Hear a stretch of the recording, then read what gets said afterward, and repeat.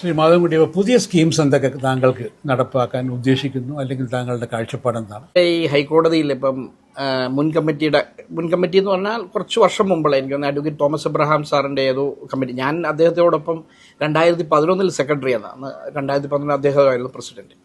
ആ കാലമല്ല, അതിന് ശേഷമാണെന്നാണ് എൻ്റെ ഒരു ഓർമ്മ. ഇവിടെ ഒരു നൂൺ മീൽ സ്കീം എന്ന് പറഞ്ഞൊരു സംവിധാനം, വക്കീലന്മാർ അപ്പം വളരെ സബ്സിഡൈസ്ഡ് റേറ്റിൽ യങ് ആയിട്ടുള്ള ലോയേഴ്സിൻ്റെ ഒരു സൗകര്യത്തിനായിട്ട് ഒരു നൂൺ മീൽ സ്കീം പ്രൊവൈഡ് ചെയ്യുന്നുണ്ട്, ഒരു സഹായിക്കുന്നതിന് വേണ്ടി.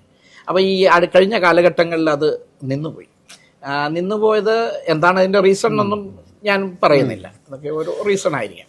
പക്ഷേ അത് പ്രധാനപ്പെട്ട ഒരു റീസൺ പറയുന്നത് എന്താണെന്ന് വെച്ച് കഴിഞ്ഞാൽ ഇതിൻ്റെ ഒരു മിസ്യൂസ് നടന്നിരുന്നു എന്നാണ്.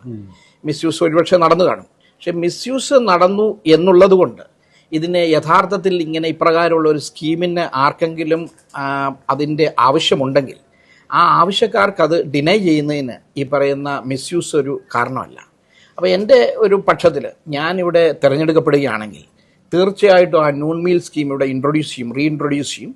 അത് ഏറ്റവും അവർക്ക് ആ ഒരു വ്യക്തികൾക്ക് അത് അറിയത്ത് പോലുമില്ല, അത് അവർ പോയി കളക്ട് ചെയ്യാനോ അവർക്ക് ഒരിക്കലും ഒരു മാനസിക സംഘർഷം ഉണ്ടാകാത്ത രീതിയിൽ ഇവിടുത്തെ അഭിഭാഷകർക്ക് കൃത്യമായിട്ട് ഈ പറയുന്ന പോലെ ബുദ്ധിമുട്ടില്ലാതെ ആഹാരം കൃത്യമായിട്ട് കഴിച്ചുകൊണ്ട് തന്നെ ഇവിടെ പ്രാക്ടീസ് ചെയ്യാനുള്ള ഒരു സംവിധാനം ചെയ്യും. അത് നമ്മൾ ഈ ചിരിച്ചുകൊണ്ട് കാണേണ്ട ഒരു കാര്യമല്ല. ഈ പറഞ്ഞ ബുദ്ധിമുട്ടുള്ള ഒരുപാട് പേരുണ്ട്, ഈ പ്രൊഫഷനോട് അങ്ങ് പറഞ്ഞ പോലെ പ്രൊഫഷനോട് താല്പര്യത്തോടെ വരുന്ന ഒരുപാട് പേരുണ്ട്. അടുത്ത കാലത്ത് വന്നിട്ടുള്ള ഏറ്റവും കൂടുതൽ ആൾക്കാർ ചെറുപ്പക്കാരാണ്.